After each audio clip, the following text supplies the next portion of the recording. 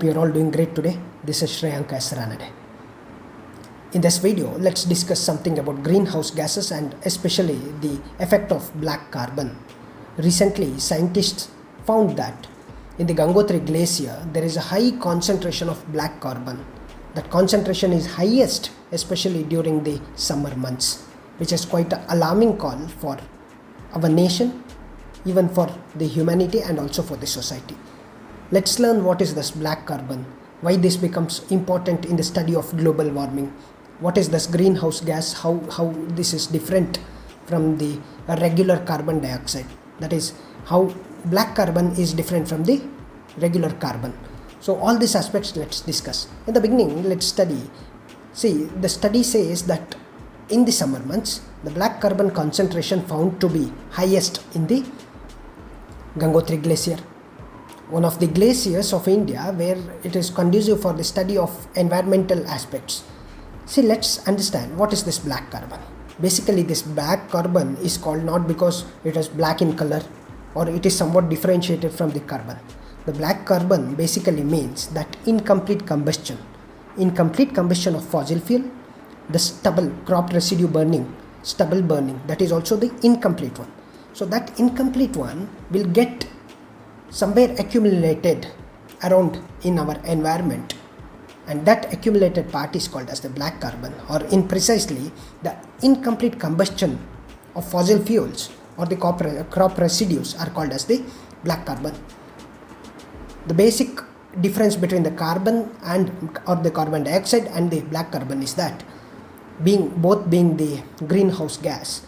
See, carbon dioxide lives or continues to exist in the environment for longer period of time, say for 30, 40, 50 years, whereas the black carbon has its existence for days to weeks. Therefore, even if it is minimal in its effect, but it becomes very much important in the shorter span.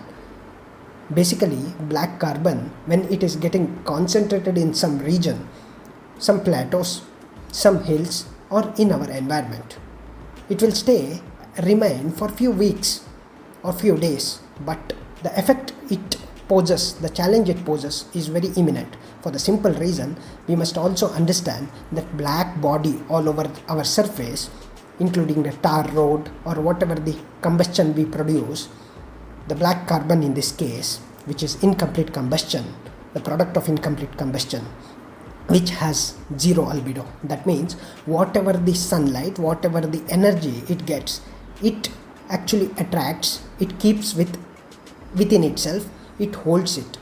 See, being a white body, whatever the white bodies are, they will reflect the incoming radiations, whereas if these black bodies are available, they attract, they consume that energy, the incoming radiation, and they hold that energy so potent that region will become hotter in the shorter span in case of black carbon, whereas in case of carbon dioxide, it will remain for the longer duration.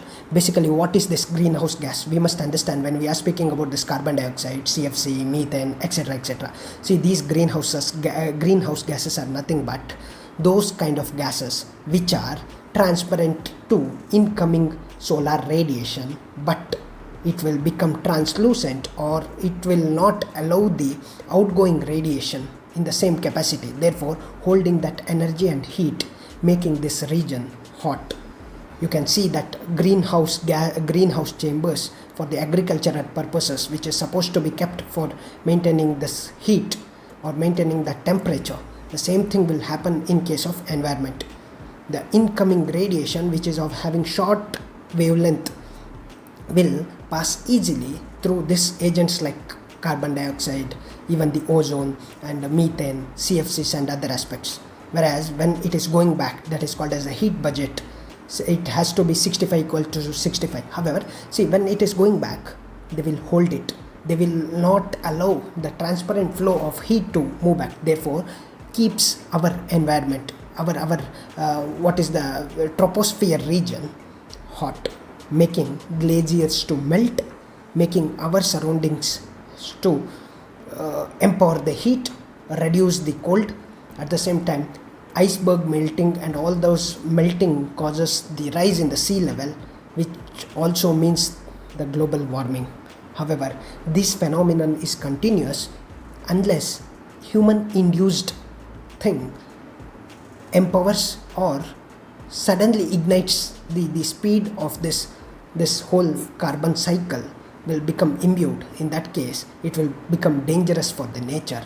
Hence, whatever the sort of these pollutants, greenhouse gases, has to be controlled, has to be contaminated, and has to be controlled within pre-industrial the targets. If we are failing it to do contaminate, or if we are failing it to control, in that case irreversibility becomes difficult. That is where the Kyoto Protocol comes in. That is where this recently Paris climate change agreement comes in. Until and unless both the developed and developing countries they pose or they commit themselves to those targets, it becomes very difficult for humanity to fight the climate change, the pertinent climate change aspects. Also, it becomes very difficult for the reversibility.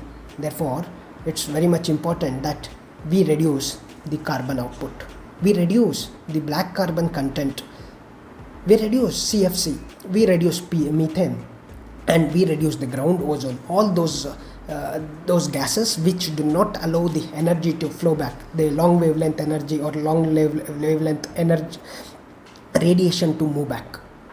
Therefore, it becomes a duty, bound duty, it becomes a right, it becomes our whole characteristic change and also behavioral change in moving towards the clean energy, using less combustion of fossil fuels, and improving the carbon sink. See, carbon sink requires 30 to 40 years to hold or capture that carbon available in our surrounding. Therefore, for a healthy life, for healthy life of humanity, for healthy life of this nature, for healthy well-being and existence of very nature, it is quite important for us to fight the greenhouse gases along with other pollutants, regular pollutants. Hence, we have to find out some alternatives, some innovative action plans, some climate-oriented economy, so that we can have a good solution, climate-friendly, nature-friendly, environmentally, life system development model, and hence defeat all those greenhouse gases. And therefore, we can enrich our environment towards the cleaner one, towards the less warmer one, towards the regular, whatever the heat balance it was supposed to be, irrespective or minimized human inducements. This has to be brought back. Only then our globe will survive longer.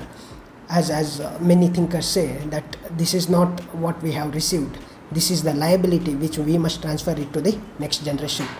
See, living happily is one aspect, and keeping it, making the world better every day, it is also one of the responsibility and other aspect. Therefore, environment and this carbon, black carbon, and other aspects. See, of course, we must know, once rain or once the air comes, this black carbon will get dissolved because its span is shorter. That doesn't mean we should not take care about this black carbon. In the shorter run also, global warming is quite a phenomenon. We can experience it around us, how as the year pass on, as our urban islands become more scattered, or let's say more advanced in technological sense, but getting depleted in sense of pure water, pure air, the healthy environment, also the average temperature. The temperature is also getting raised, and all other aspects will have a counterproductive effect. Therefore, it is important for us to lead this environment towards a prosperous one, towards a more very, very healthier one. And hence, it becomes a very important call for every humans to understand this phenomenon of global warming, climate change, and other aspects. See, we can deny, we can duck it very easily, but we cannot ignore or we cannot deny its existence or the potential threat it poses if we do not take action right now. It's a time for us to lead, it's time for us to take action. ಧನ್ಯವಾದ. ಜೈ Hind. Think. This is ಶ್ರೇಯಾಂಕ ಹೆಸರನ್ನಡೆ. Thank you.